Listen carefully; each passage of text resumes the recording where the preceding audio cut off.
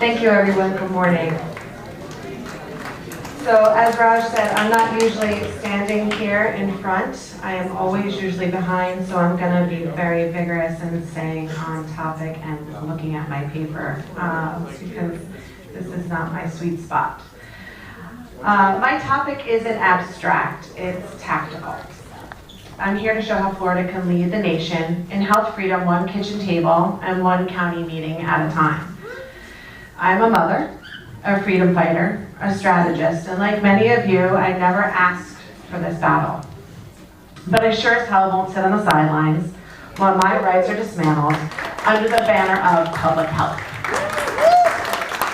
Let's start with the truth, which most people don't want to say out loud, except for us, that Florida is the front line. And if we get it right here, the rest of the nation has a really good fighting chance. It's why I moved from the dirty Jers to Florida. Florida is the tip of the spear. Our state is a pressure cooker for health freedom. We've seen it in legislation of SB 1270 to end medical discrimination.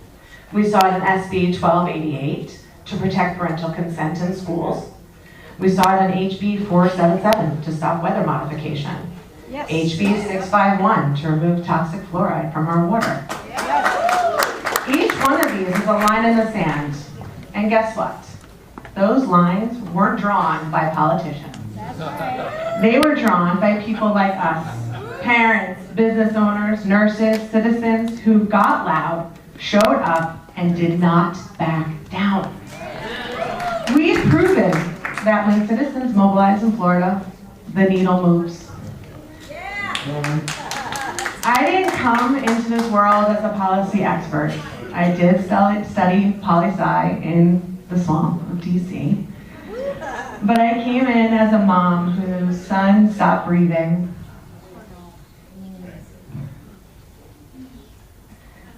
After his newborn hepatitis B shot. There's a saying, know better, do better. So that's where I stand with all of you today. My t-shirt really should say, risk the relationship, because I wish someone had for me. My son was beautiful, is beautiful. He's an amazing little boy for anyone that has met him. But I had hopes and dreams for him that because of that vaccination has shifted. Now the silver lining there is I didn't take the COVID jab because obviously I was a skeptic. He is 8 years old now, but it led me down a path, and I think it's important for me to share that part with you, and that I don't need my paper for. At 5.5 hours old, I was told that I needed to give my son a vaccination or his pediatrician wouldn't see him, and I wouldn't know if he was deaf, dumb, or blind. Because I was gonna be the delayed schedule mom. I was gonna wait it out. My mom told me there's too many shots going in all these arms. I said, okay, you know what, sure, we'll space them out. Well, in the hospital, they weren't ready for me to give birth. He came out beautiful, healthy, and so I had him in my arms for 5.5 hours.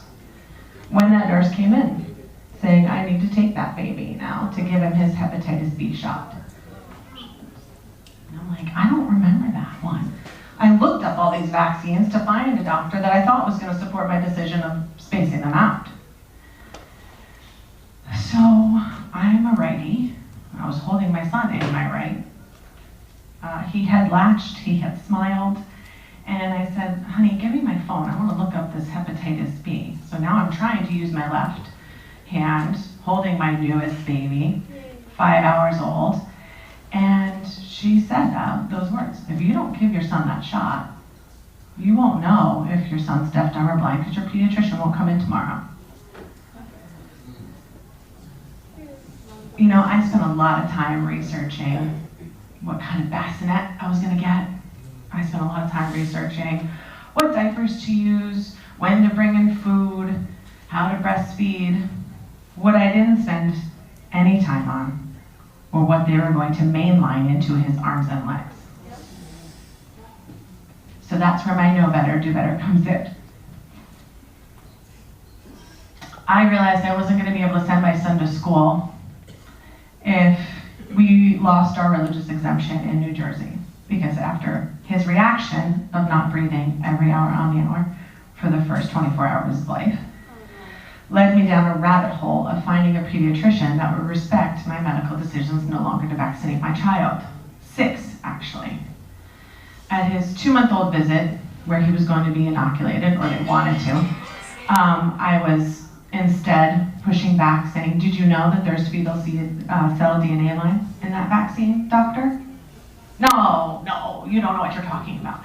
Well, at 2 months, and my son stopped breathing and continued to do that for those next 2 months, yeah, I knew a lot about vaccines by then. And I was happy to pack my baby up and walk out the door. She met me in the hallway going, wait. Right? I don't think you understand. It's so minute. It's almost like 0.001% of how much fetal DNA cell line is in that vaccine.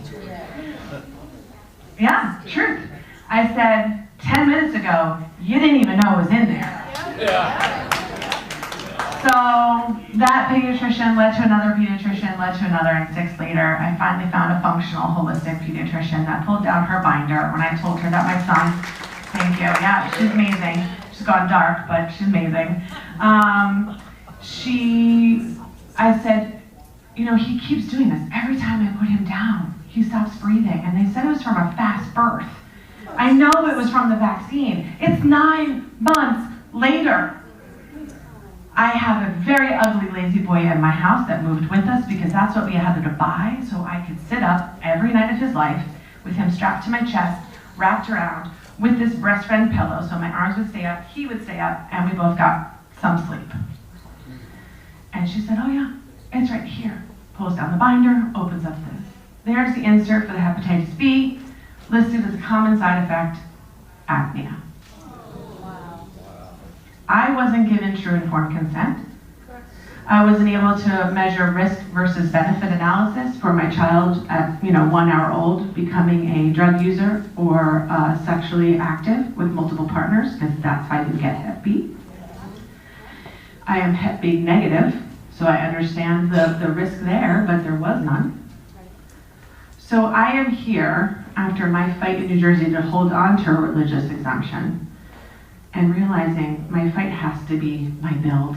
I can't fight inside of a crooked, dirty system that doesn't see me as a mom and as a parent that has a right to help her child stay healthy, be healthy, and want to live his best life possible with what we've been given.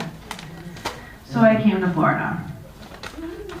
And I thank you all. I brought my fight with me and my build, but I will say in the middle of the pandemic, I got very nervous about living in New Jersey. We don't have guns.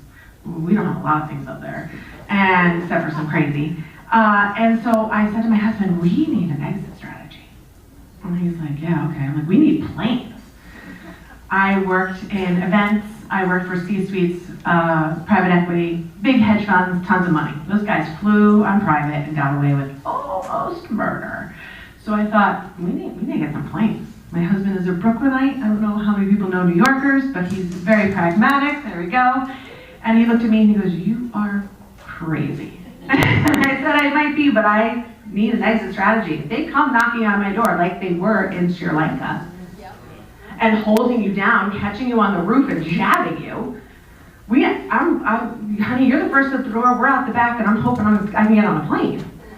So I created Freedom Travel Alliance, which has helped thousands now, lawfully and legally, move about the countries globally. Our first flight was out of Ireland to Mexico, unmasked, untested, and unchecked. From that, I just realized that the fight has to be our build. We have to build systems that are outside of the one they say we're have to be a part of. Second question that I got from my travelers was, what do I do if I get sick? So I started networking my doctors and nurses together, and out of that was born Freedom Health Connect, an online global directory that is connecting patients with their like-minded providers that don't discriminate. But yet here in Florida, we now have a law that doesn't allow for that. So this is what happens when you keep pushing and you're a mom on a mission. Going back to where we are today, I think a lesson that my father taught me was what I've taken into this world, and I hope my son sees. You were born with two hands, one to help yourselves and one to help others. So now I help to build those systems that we were told didn't exist. The system is broken, so we have to stop waiting for it to save us, because it's not going to. Let's be clear, the system wasn't also built for us. It was built to profit off of your compliance and to punish your dissent. Censorship isn't a glitch, it's a feature. Deplatforming, which I was, blanking blacklists, which I was, fake fact checks, which we probably all have been, they're not new weapons in an old war. They're control. But we're not here to whine about it, are we? No. We're here to outbuild it. You don't change a corrupt system by begging for scraps. You build something better next to it and make the old system irrelevant. That's what we're doing here in Florida. So another person, Vic Miller, he's on the back of your, many of you guys know him. I'm lucky enough to call him a friend, and I'm working over at a micro-model clinic offering regenerative true health care that respects your autonomy. We have to build these systems out, and he is over at We the People Health and Wellness, really where medical freedom does exist. No mandates, no middleman, no compromises. I've worked on rebuilding travel with Freedom Travel License. I've built out healthcare networks with a global directory of providers with Freedom Health Connect. And now today, we're all here to organize. We're organizing communities, parents, business owners, farmers, and entrepreneurs, all under one banner of freedom. We're drafting legislation, producing media, exposing dark money behind the medical industrial complex. This is how we win. Parallel systems, unshakable communities, and relentless truth. If you're waiting for someone to rescue you, you have to look in the mirror. If you're wondering how to fight back, start by standing up, speaking out, and doing what you're doing today by showing up. I'm not special, and I'm not qualified, but I was willing to do what it takes. I was willing to show up. If Florida becomes the blueprint, if our courage becomes contagious, then one citizen at a time, we can lead this nation back to health, to truth, and to freedom. So I ask you all this. What will you build? Who will you protect? And when your grandkids ask you where you stood, will you be proud of your answer? So today, let's work together and let's build freedom. Thank you.